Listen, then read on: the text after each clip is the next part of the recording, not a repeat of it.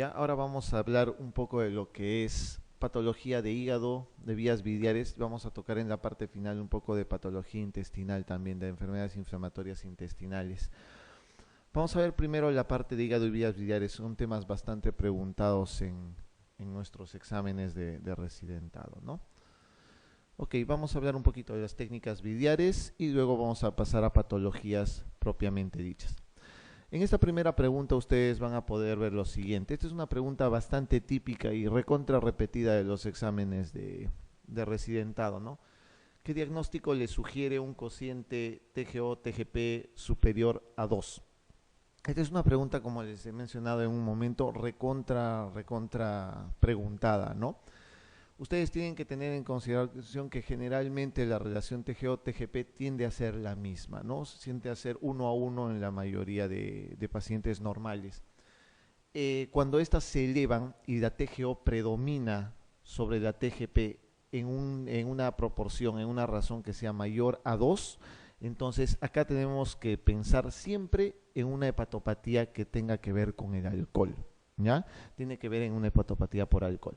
Entonces, siempre, cualquier paciente que tenga una TGO sobre TGP mayor de 2, vamos a hablar de una hepatopatía alcohólica, una hepatitis alcohólica en este caso.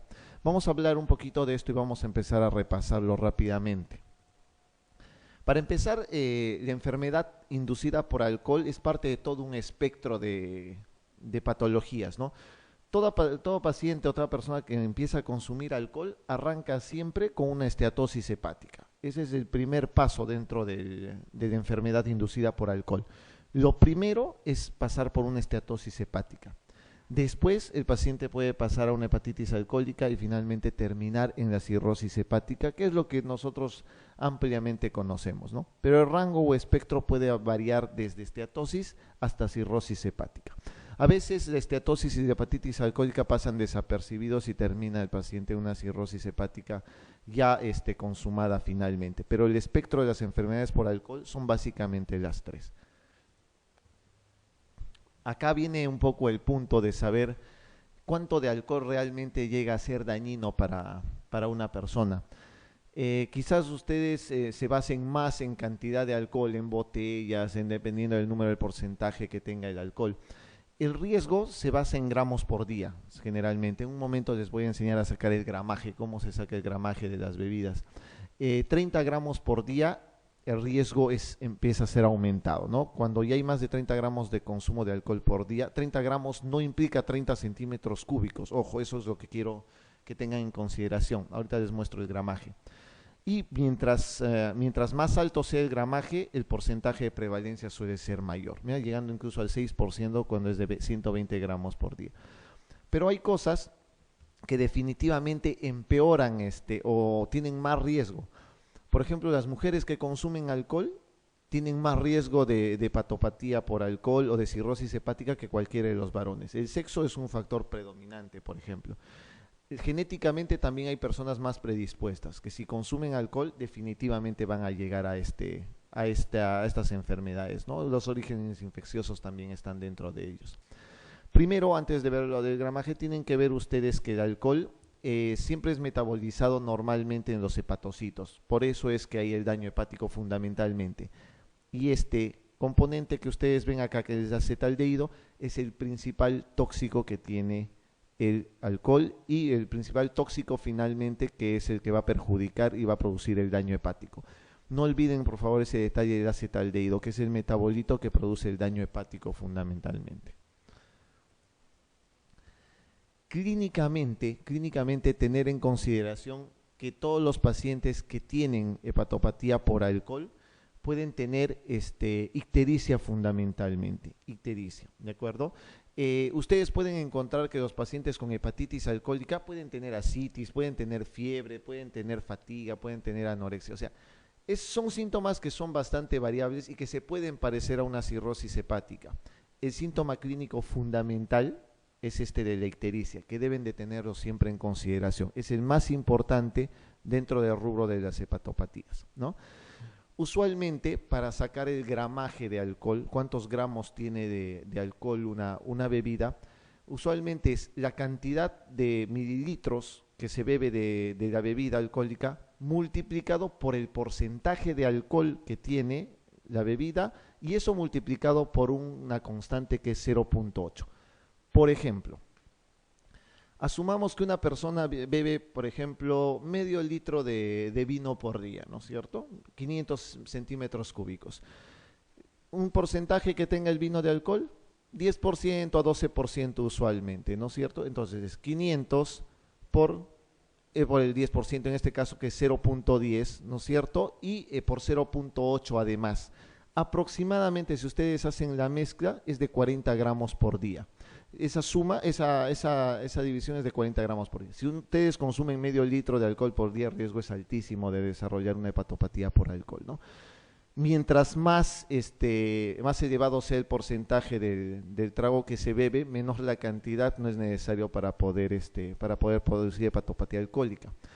Lo otro, que hay gente que se pone al día los fines de semana, ¿no? No necesitas tener el consumo diario, sino tener un consumo, pónganse de 400, 500 gramos en la semana, pero solo el fin de semana. También hay riesgo de hepatopatía. Ese es un promedio nada más, ¿no? Laboratorialmente, entonces, para que lo tengan en consideración, recuerden este detalle que es parte de la pregunta que les había mencionado. TGO, TGP siempre mayor de 2, ¿ya? TGO, TGP mayor de 2. Usualmente, pero la TGO, si es que está elevada, no llega a ser mayor de 300. Recuerden que el valor normal de la TGO es usualmente de 40 unidades internacionales por litro. Ese es el tope de lo normal, ¿ya? Cuando se eleva, no se eleva más de 300. Cuando se eleva más de 1000, 1500, usualmente en las hepatitis, ¿no es cierto? En pacientes con hepatitis. Hay neutrofilia, hay bilirrubinas que pueden estar mayores de 5. El INR se puede alterar, es decir, se puede alterar los factores de coagulación. Tener en consideración también eso. Histológicamente, no olvidar este detalle, por favor. Los cuerpos de Mallory histológicamente van a encontrar que hay en problemas alcohólicos, pero no son patognomónicos, ¿ya? Entonces tienen que ver otras patologías que pueden presentar también los cuerpos de Mallory, pero uno de ellos, por ejemplo, es la hepatopatía alcohólica. Otra cosa que tienen que tener en consideración en el tratamiento. Lo primero para el tratamiento de hepatitis alcohólica, abstinencia, necesariamente, es la piedra angular del tratamiento de hepatitis alcohólica. Luego vienen los corticoides que pueden ser utilizados, pentoxifilina y antifactor de necrosis tumoral alfa que no han demostrado mayor beneficio. Acá la piedra angular de todas maneras es la abstinencia para que lo tengan más claro, ¿ya? Pregunta número 2. En un paciente que empieza a desarrollar colestasis, señal de cuál de las enzimas se elevaría más precozmente. ¿Cuál les parece ahí, por ejemplo, que puede hacer? Un paciente que desarrolla colestasis.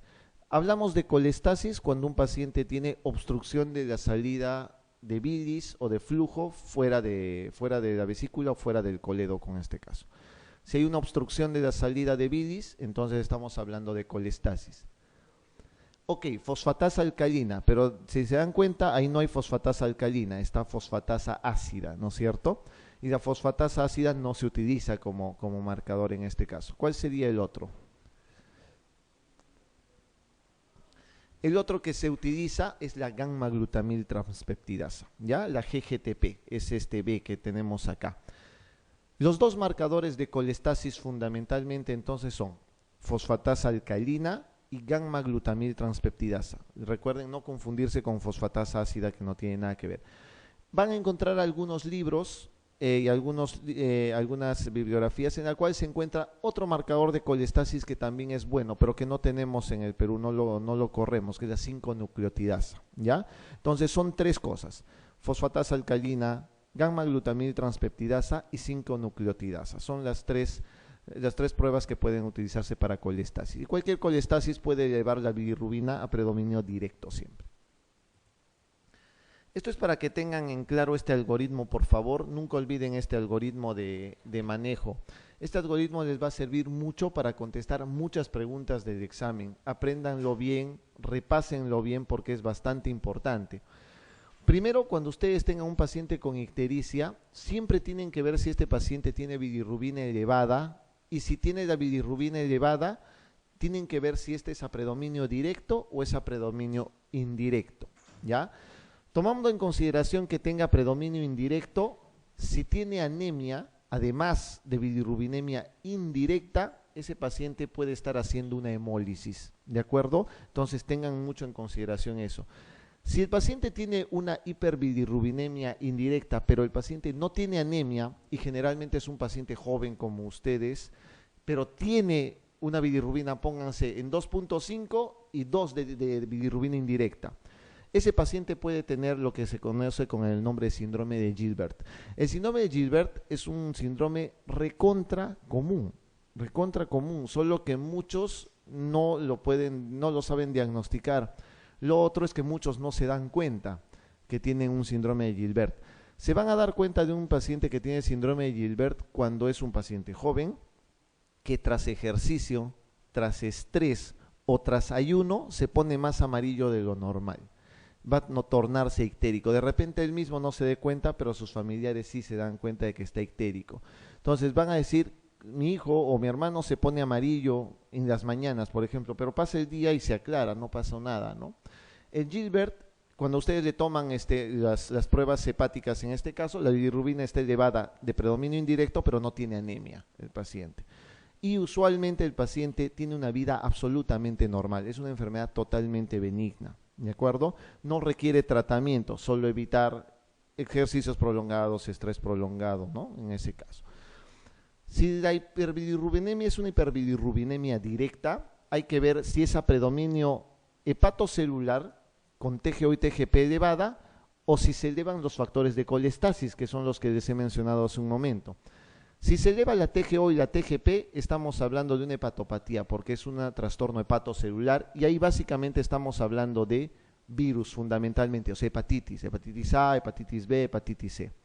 Cualquier hiperbilirrubinemia directa, entonces, con elevación de TGO y TGP, podemos estar hablando de virus, ¿no es cierto?, de hepatitis A y B. También puede ser la hepatopatía alcohólica, que es lo que les he mencionado en un momento. TGO y TGP el doble, ¿no? TGO el doble de la TGP usualmente.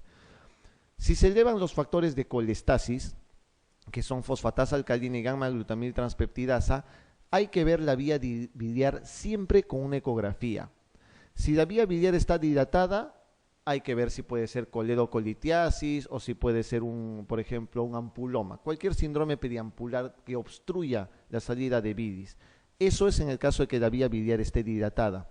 Y en el caso de que la vía biliar esté normal, lo más probable es que se trate de una colestasis intrahepática, es decir, que la obstrucción sea dentro del hígado, no afuera. Por eso la vía biliar está normal. Y en ese caso estaríamos hablando de cirrosis biliar primaria y colangitis esclerosante, ¿ya?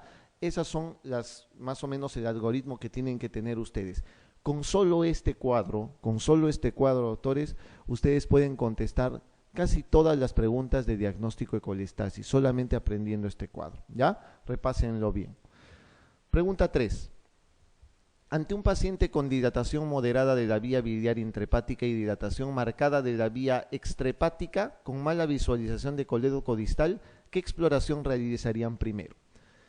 A ver, piensen bien porque estamos hablando de dilatación moderada de vías biliares intrahepáticas y de vía biliar extrahepática, o sea, hay dilatación de vías biliares, hay una obstrucción de la salida de bilis. ¿Qué diagnóstico ustedes creen que puede tener este paciente? Como diagnóstico, antes de contestar la pregunta. Si quieren contestar un examen de auxiliar, tienen que tener más o menos la idea. ¿Cuál sería? A ver, según su algoritmo que han visto, ¿qué puede ser?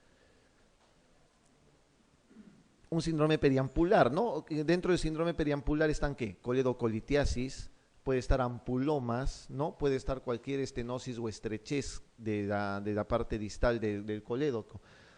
Ok, lamentablemente la ecografía no es un buen examen para ver cálculos en la vía biliar en la parte inferior por la interposición de las asas. Entonces, cuando ustedes tengan una mala visualización del colédoco distal, tienen que pedir un examen específicamente para poder ver esto. ¿Cuál es?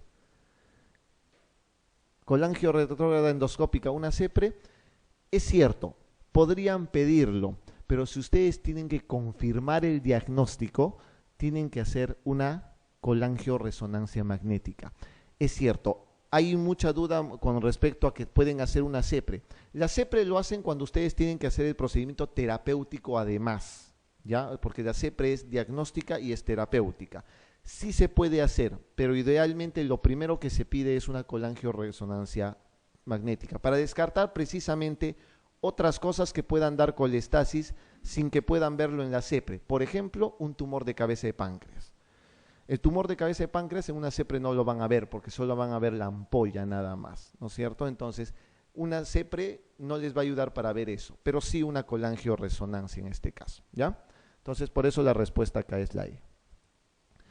No olviden los predictores de coledocolitiasis. Cuando uno predice que puede tener una coledocolitiasis, cuando el cálculo biliar está visto en la ecografía definitivamente y cuando la bilirrubina es mayor de 4 miligramos por decilitro. O sea, si hay colestasis más evidencia ecográfica, básicamente la probabilidad es bastante fuerte de que haya una coledocolitiasis, ¿no? Cuando hay un riesgo leve, cuando el paciente, por ejemplo, se torna ictérico, pero la vía biliar no está dilatada y las bilirrubinas no están tan altas, por ejemplo.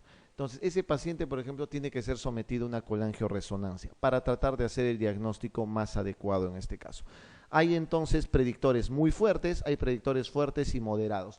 Que sea pregunta de examen esto, no creo que les pregunten nunca como muy fuerte, fuerte o moderado. Lo que sí ya tienen que tener en claro como idea para el examen es dilatación de vía biliar marcada con bilirrubina más de 4, la probabilidad de coledocolitiasis es alta si es que hay dolor abdominal. ¿De acuerdo? La coledocolitiasis tiene que acompañarse de dolor abdominal. Si ustedes tienen un paciente con dilatación de vía biliar y tienen bilirrubina más de 4, pero no tiene dolor, lo más probable es que sea un problema tumoral. Lo más probable es que sea un problema neoplásico, ¿ya? No es la regla general, pero es lo más frecuente en este caso, ¿ya? Entonces, para que vean, ya saben, los predictores de coledocolitiasis, ya saben, si es alto, el paciente tiene que pasar básicamente una CEPRE. Si ustedes ya tienen una alta evidencia de que tenga coledocolitiasis, como por ejemplo la evidencia del cálculo en la ecografía con el coledocolidatado e hiperbilirrubinemia directa, y al paciente pasa una CEPRE de todas maneras. Cuando la probabilidad es intermedia, es decir, cuando hay duda todavía de ambos, el paciente tiene que ir a una resonancia, colangioresonancia magnética, o el otro método es una ultrasonografía endoscópica. La resonancia y la ultrasonografía endoscópica tienen básicamente ya la misma sensibilidad y especificidad para ver cálculos muy pequeñitos en el colédoco, ¿ya? Para que lo tengan más claro. Acá tienen solamente para que vean porcentajes. Hay preguntas de porcentajes muchas veces en los exámenes. Yo no soy muy partidario de decirles y relatarles cada uno de los porcentajes, pero por si acaso para que lo tengan ya en claro, esta es la exactitud, por ejemplo, que tiene la resonancia magnética, la colangioresonancia para diagnosticar cálculos en el colédoco, ¿no? Que es de 82 a 92%, es tan alta como la de la RCP, que es de 89 a 96%, porque la RCP ya es terapéutica además de diagnóstica, ¿no?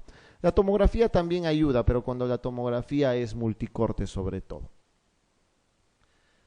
Acá lo que quisiera resaltar de todas maneras es que la ecografía tiene una baja sensibilidad para coledocolitiasis. Tengan en claro que muchos ecografistas pueden ver el cálculo del colédoco. Va a pasar que sí pueden ver. Cuando es evidente lo van a ver. Pero a veces cuando son muy pequeños o hay asas interpuestas no lo van a ver y por eso necesitan una colangioresonancia previamente. Esta es la CEPRE para que vean cómo está la vía biliar nada más y cómo se canula y se hace el corte para poder sacar un cálculo de ahí, ¿no? Estos son los métodos de imagen y esto es lo que quiero que tengan bien en claro. La colangioresonancia magnética y la ultrasonografía endoscópica. Miren la colangioresonancia acá.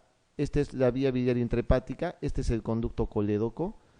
Y acá en la parte distal hay una pequeña sombrita, justo donde está la puntita del mouse, ¿no? Del dedito. Una imagen así bien hipocogénica, digamos, que no se tiñe tan bien.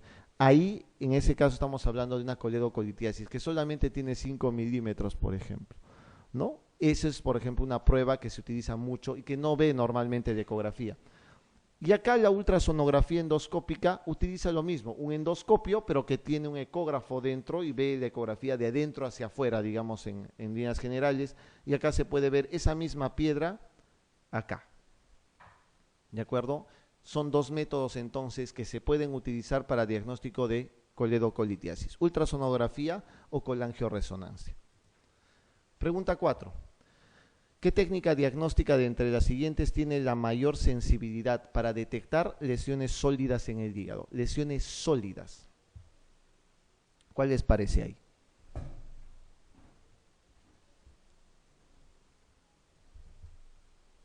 ¿Alguien se anima? Eco-TAC, resonancia, TAC con contraste intravenoso, gammagrafía con galio. ¿Perdón? La TAC abdominal con contraste endovenoso. ¿Alguien más? Ok. En el orden, cualquiera de ellas puede detectar lesiones sólidas en el hígado. Cualquiera. Pero por sensibilidad, el que tiene mayor exactitud definitivamente es la resonancia magnética. Después viene la tomografía, usualmente. La tomografía con washout o con contrastes, que lo vamos a ver en la parte de hepatocarcinoma en un momento, puede detectar también las lesiones, pero la que tiene mayor la sensibilidad es la resonancia magnética, para que lo tengan más claro, ¿ya? Ok, las hiperbilirrubinemia de origen hepático. En este caso vamos a ver en la pregunta 5. ¿Cuál de los siguientes trastornos el aumento de la bilirrubina es de predominio directo? A ver, ¿qué les parece? Una hiperbilirrubinemia de tipo directo.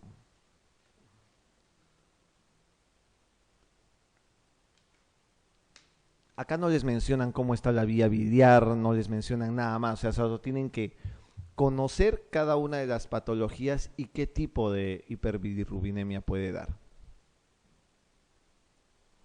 ¿Alguien se anima?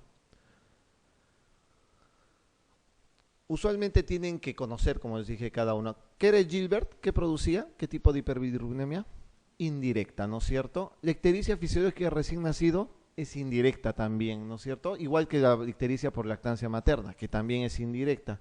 Y la ictericia por consumo de cloranfenicol también puede ser indirecta, pero más que todo acá, el síndrome de Rotor es el que produce la ictericia a predominio directo de bilirrubina totalmente directa, ¿no? Las alteraciones que pueden haber para una hiperbilirrubinemia pueden ser esas 5 que ustedes tienen ahí en la diapositiva. Cuando hay formación excesiva de bilirrubina, cuando la captación es inadecuada, cuando la conjugación es defectuosa, cuando el transporte está alterado, cuando la excreción está defectuosa. Cualquiera de esos 5 caminos en el metabolismo de la bilirrubina, cualquiera de esos 5 puede dar hiperbilirrubinemia, ¿no? Entonces tengan un poco en claro eso. Obviamente aumentará bilirrubina indirecta en las fases de formación, captación y conjugación previamente. Una vez que se conjuga la bilirrubina indirecta y se convierte en directa, se transporta y se excreta. Por consiguiente, si hay alteración en transporte y excreción, tiene que ser bilirrubina directa la que se eleva, ¿ya? Y no olviden que la hiperbilirrubinemia directa da esto que vemos como coluria, ¿no es cierto? Esa es la diferencia entre una coluria y una orina normal. Y acá tienen para que vean, para los que van a hacer también pediatría, para que ya lo tengan claro cuando hagan un poco de pediatría. Estas son las hiperbilirrubinemias indirectas, doctores. Síndrome de Gilbert, que es el que les he mencionado en un momento, y el Crigler-Najjar tipo 1 y el tipo 2. Esos son hiperbilirrubinemias indirectas. Las hiperbilirrubinemia directas son el Rotor y el Dubin-Johnson. Doctores, un puntito solo para aclarar en Crigler-Najjar 1 y 2. No olviden que el tipo 1 es una ausencia total de la glucuronil transferasa. Es una ausencia total. Por consiguiente, el bebé que nace con Crigler-Najjar tipo 1 usualmente fallece muy rápidamente, ¿ya? Porque no puede conjugar la bilirrubina. El Crigler-Najjar tipo 2, la ausencia es parcial, ¿ya? Y si tiene ausencia parcial, el niño puede crecer todavía, pero con cierto tipo de hiperbilirrubinemia indirecta, ¿de acuerdo? No olviden el Rotor y el Dubin-Johnson en este caso son transportes, tanto en transporte y almacenamiento, y el Dubin-Johnson es un transporte, una alteración en la excreción, para que lo tengan más claro, ¿sí? El síndrome de Krieger-Najjar, en esta pregunta 6, ¿tiene su origen en el déficit de? Pregunta regalada, acabo de mencionarles. ¿Cuál es? ¿Cuál es?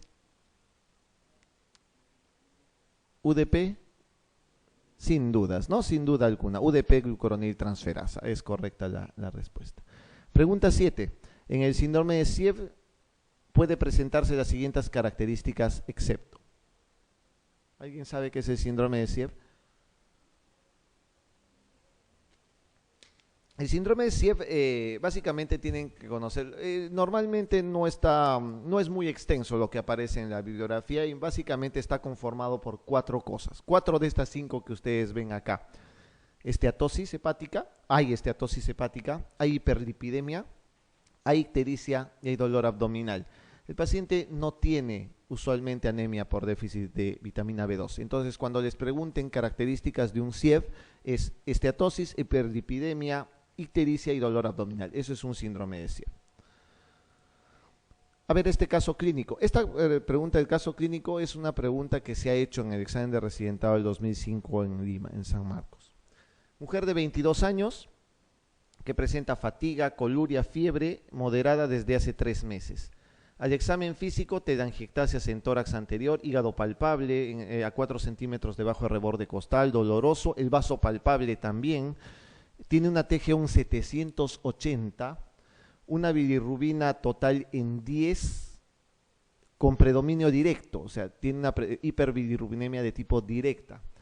Tiene además fosfatasa alcalina en 150, albúmina en 2.5, está baja la albúmina, globulinas en 6.5, tiempo de protrombina 14 segundos, aglutinaciones negativas, serología negativa para hepatitis D y C, B y C, bueno, son en este caso, por favor, B y C, y anticuerpos antimúsculo liso positivos. ¿Cuál es el diagnóstico? ¿Cuál les parece el diagnóstico ahí? De estas preguntas van a haber un montón en los exámenes, un montón, porque es las mismas preguntas, solo variadas como forma de caso clínico o para diagnóstico. Con esta pregunta ustedes tienen que aprender sobre 2 patologías fundamentalmente. ¿Cuál les parece ahí?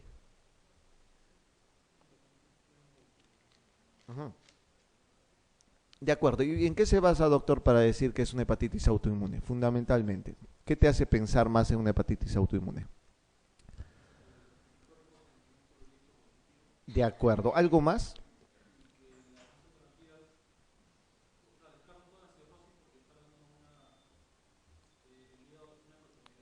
Ok. De acuerdo. En los pacientes que tienen cirrosis, usualmente el hígado es pequeñito, ¿no? El hígado cirrótico es un hígado pequeño. Entonces, cirrosis alcohólica no va a ser fundamentalmente. Acá el dato que mencionó el doctor es el más importante. Tienen que mencionar los anticuerpos fundamentalmente. Si es un anticuerpo antimúsculo liso positivo, estamos hablando de una hepatitis autoinmune.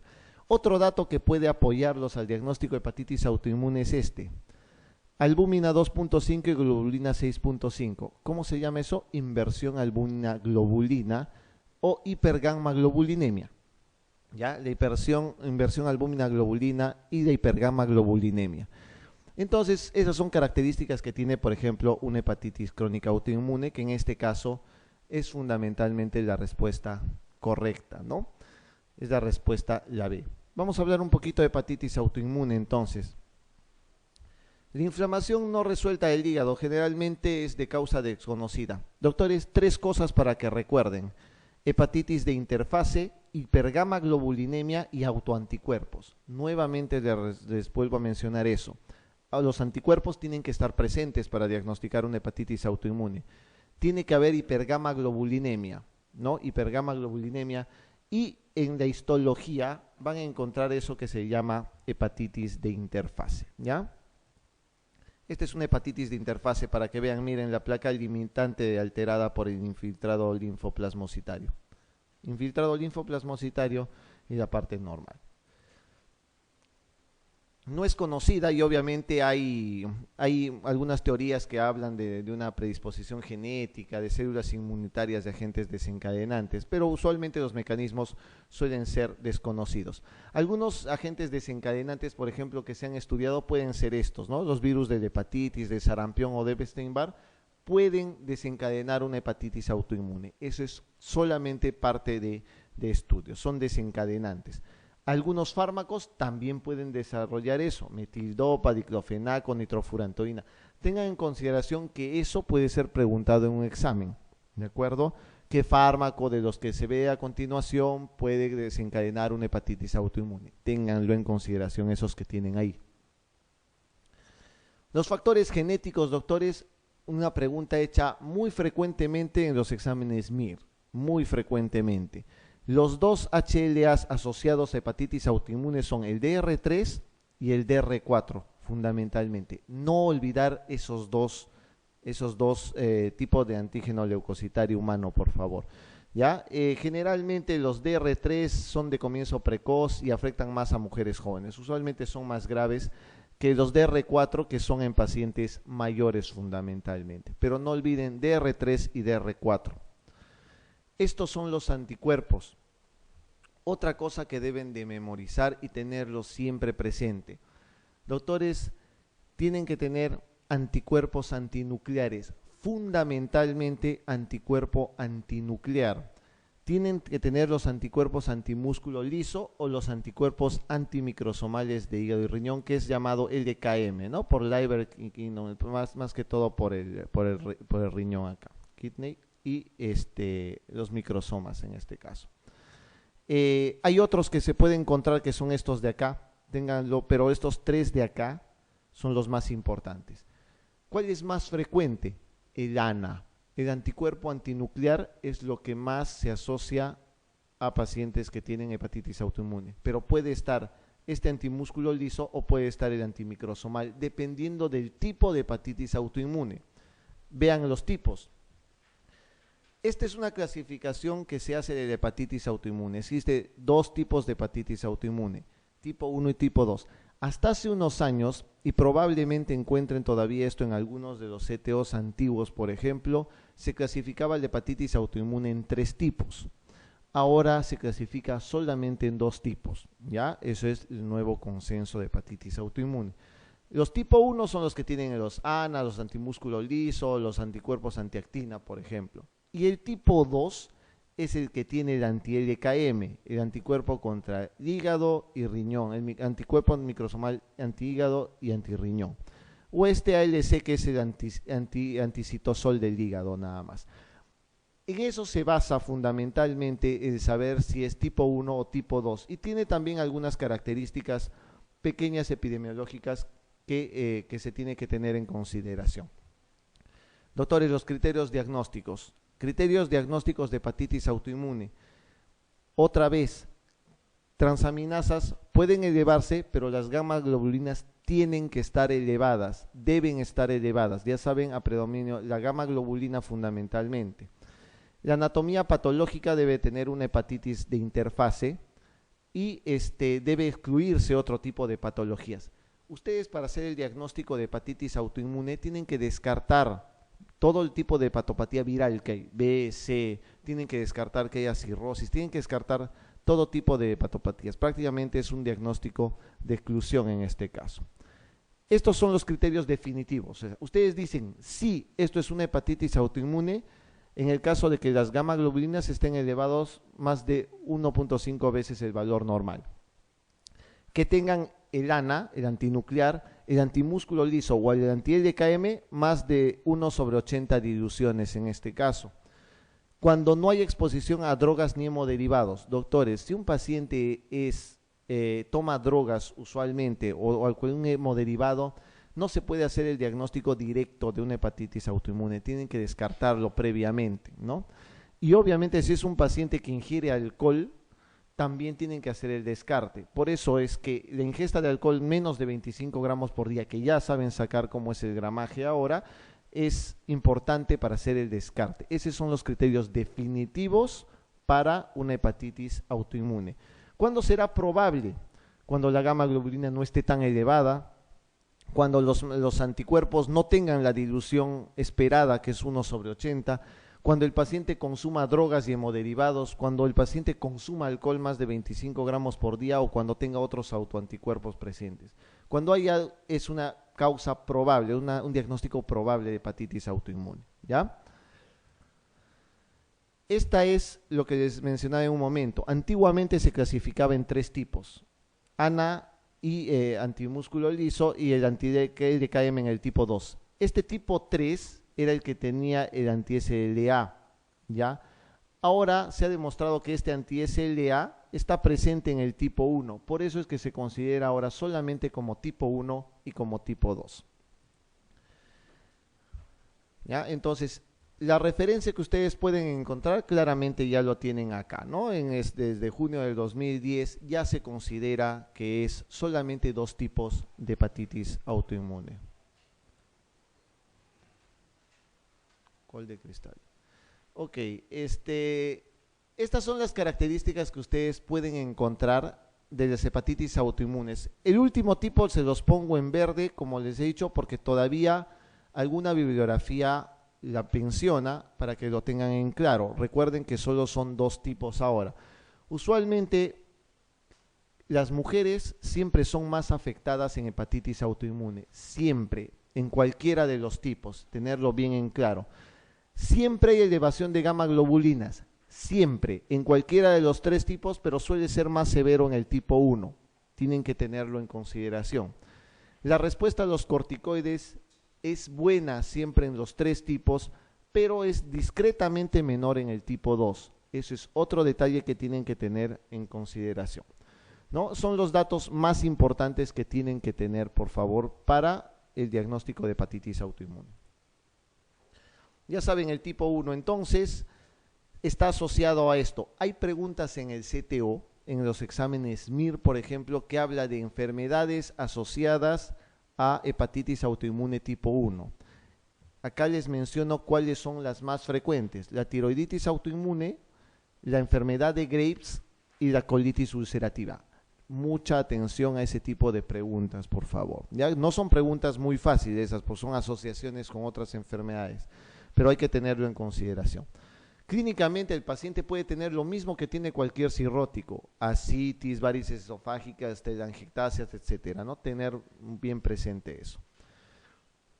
La hepatitis autoinmune tipo 2 es mucho más frecuente en niños, ¿no? Ya saben eso. Y miren las enfermedades asociadas a hepatitis autoinmune tipo 2. No son las mismas que la hepatitis tipo 1, la autoinmune tipo 1. Esta se asocia a poliendocrinopatías, candidiasis y a distrofia ectodérmica. Otra vez, como les mencioné en un momento, mucha atención a ese tipo de preguntas donde hay asociaciones de enfermedades. La tipo 3, les vuelvo a mencionar que ahora se clasifica solo en 2, tenemos básicamente porque presentaban este anti-SLA, era el anticuerpo más importante de todo eso, ¿no? Tenían un cuadro más severo, pero ahora son parte de la hepatitis autoinmune tipo 1.